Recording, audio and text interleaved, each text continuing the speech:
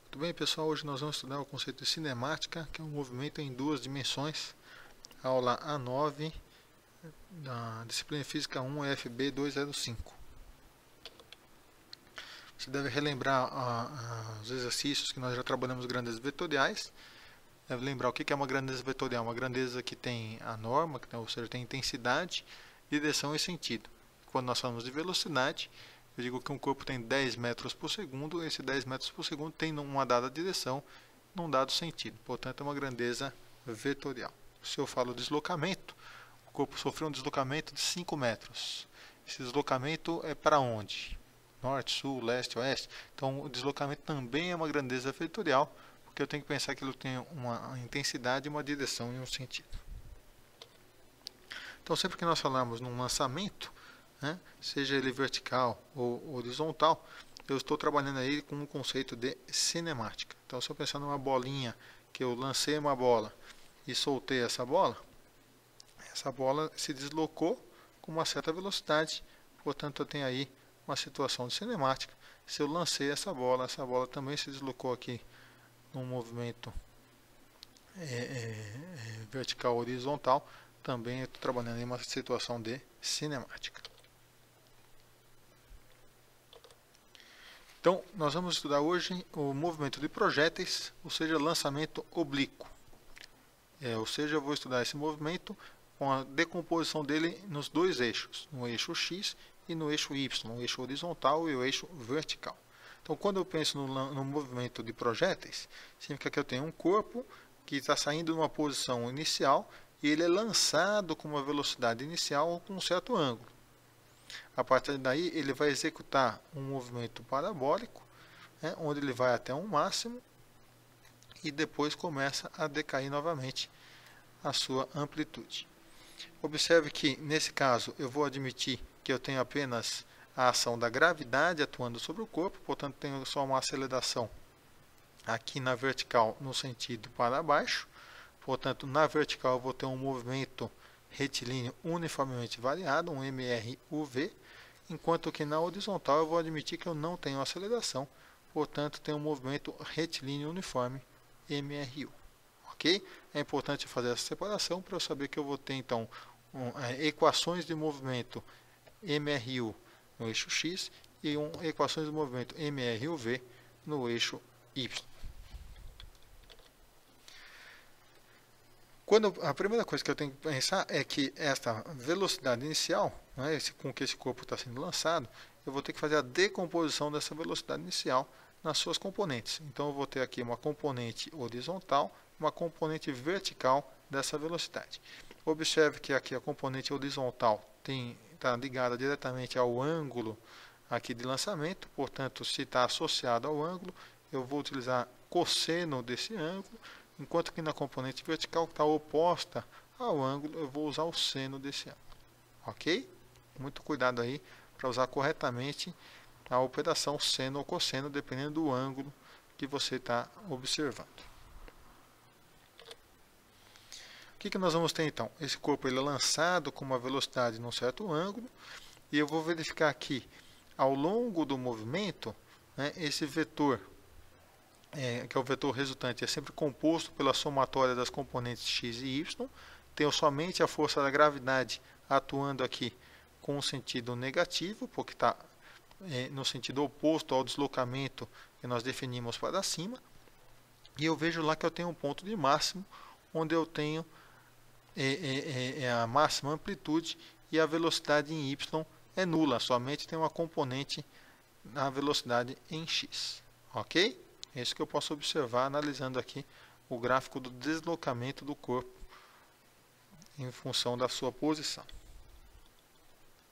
Veja então que se eu for analisar em termos de velocidade, eu tenho que essa velocidade em y ela é inicialmente no sentido positivo, vai até um ponto de máximo, onde a velocidade em y se anula, e daí eu passo a ter uma inversão no sentido dessa velocidade em y, com o corpo agora caindo a partir do momento que ele atingiu o seu ápice na trajetória.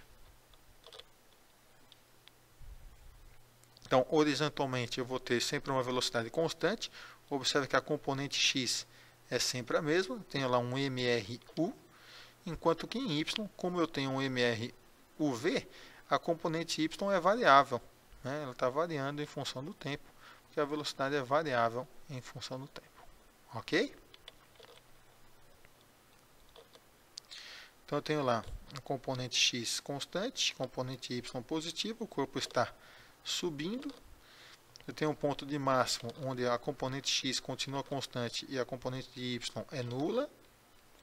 E tenho a queda, né? Já a parte da queda, onde eu tenho daí a componente x continua constante, porque é o MRU, e a componente y agora negativa. Ok? É isso daí. Se eu pensar então na direção x, como eu tenho um MRU, eu vou ter aceleração nula, né? A velocidade em x é sempre constante, então eu vou obedecer somente a equação horária da posição, x igual a x0 mais vt. No eixo y, eu vou ter um MRUV, então eu tenho uma aceleração. Se eu tenho uma aceleração, a velocidade depende dessa aceleração. Eu posso trabalhar então com as duas equações. Velocidade final é velocidade inicial menos aceleração vezes tempo, ou usar a equação de Torricelli, onde daí eu não trabalho com a variável tempo, trabalho diretamente com a variável deslocamento. E a equação da posição, que modela matematicamente aí o deslocamento no eixo y. Ok? Tudo bem? É muito importante quando você for trabalhar, definir primeiramente o seu sistema de referência. Sempre que eu falo em movimento, eu estou me movimentando em relação a algum ponto.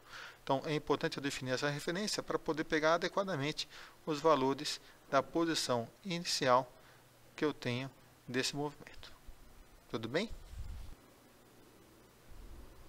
Muito bem, pessoal. Quando a gente vai analisar o movimento de um projétil, né, como é que a gente pode verificar que ele descreve o movimento de uma forma parabólica?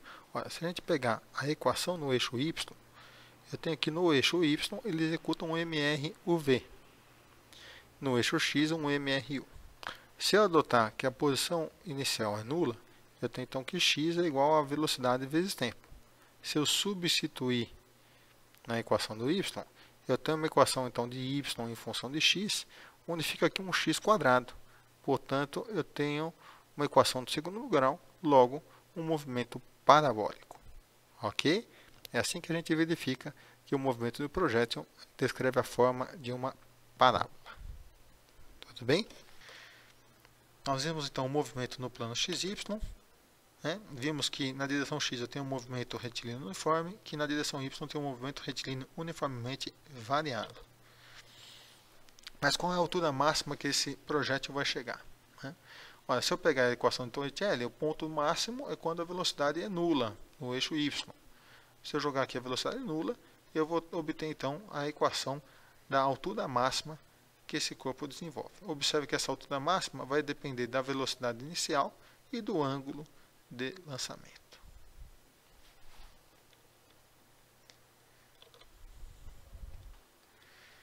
Nesse caso aqui, eu estou adotando que a posição inicial é zero. Né? Se eu não adotar essa posição inicial é zero, não posso esquecer de somar essa parcela dentro da minha equação. Ok? É muito melhor, de vez você pensar em decorar essa equação, que você procure entender esse equacionamento. Né? Porque se mudar o sistema de referência, você consegue reescrever o modelamento necessário desse estudo de cinemática. Agora, qual que é o tempo total de voo? Nós vimos lá qual que é a altura máxima, né? Como é que eu vou calcular o tempo total de voo? Olha, se eu pegar a equação do deslocamento em y, né, o tempo total vai ser quando ele retorna para a posição de altura zero, altura nula. Né? Se eu jogar então aqui o y final igual a zero, como é uma equação de segundo grau, eu vou ter duas respostas. Né? Então, eu vou ter quando que a altura inicial, quando que a altura final é nula? No tempo inicial, que é o tempo que ele saiu o lançamento, e o tempo final. Então aí eu consigo determinar qual é o tempo total que ele levou para percorrer aquele trajeto. Ok? Muito bem, pessoal. Quando a gente vai estudar o lançamento de projéteis, né, o que acontece quando a gente altera então esse ângulo de lançamento? O que acontece se nós tivermos uma resistência do ar? O que acontece se nós lançarmos objetos com massas diferentes, né? Para isso, nós vamos usar uma simulação aqui da Universidade do Colorado, do site PhET. Então, nós vamos lá na simulação. Eu vou ter aqui, então, quais são as variáveis que nós temos aqui? Eu tenho o ângulo de lançamento, a velocidade inicial, a massa do corpo, o diâmetro e a resistência do ar. Inicialmente, então, como a gente quer analisar a influência de cada variável, então vou manter uma variável, vamos fazer a mudança apenas de uma variável, deixando as outras constantes para a gente analisar a influência de cada variável. Então vamos lá, vamos começar inicialmente com um ângulo aí de 15 graus de lançamento. Vamos disparar e vamos ver o que acontece. Então veja lá que nós tivemos aqui um ângulo de 15 graus, uma distância de 19 metros mais ou menos de alcance. Se eu aumentar esse ângulo para 30 graus, veja que o alcance agora foi para quase 30 metros. Se eu aumentar esse ângulo para 45, eu cheguei num alcance aí de quase 34 metros. Um ângulo inicial de 60. Veja que o alcance diminuiu. Um ângulo 75. Veja que o alcance também diminuiu. Foi para 16. Portanto, se eu pensar no alcance em função do ângulo de lançamento, o ângulo que me promoveu o maior alcance foi o ângulo de 45 graus. Ok? Vamos limpar então e agora analisar a influência de outra variável. Eu vou manter o meu ângulo aqui então em 30 graus e vou disparar. Nós tivemos aqui então um alcance de quase 30 metros. Ok? Eu vou então agora limpar e vou variar a massa para a gente ver o que vai acontecer. Ok? Então veja, com 30 graus nós tivemos aí quase 30 metros, uma massa de 2 kg. Vou passar a massa agora para 4 kg e vou disparar. Veja que ela praticamente refez a mesma trajetória. Se eu passar uma massa que vai 40 kg e disparar, veja que a trajetória se manteve. Se eu variar a massa para 100 kg e disparar, a trajetória continua se mantendo. Ou seja, a massa não interfere na trajetória. Veja que eu posso comprovar isso por meio das equações, onde, quando eu analiso aqui as equações do movimento, não aparece a massa, nem no deslocamento em x, nem no deslocamento em y. Portanto, a massa não interfere no deslocamento que eu vou ter. Ok? Tudo bem?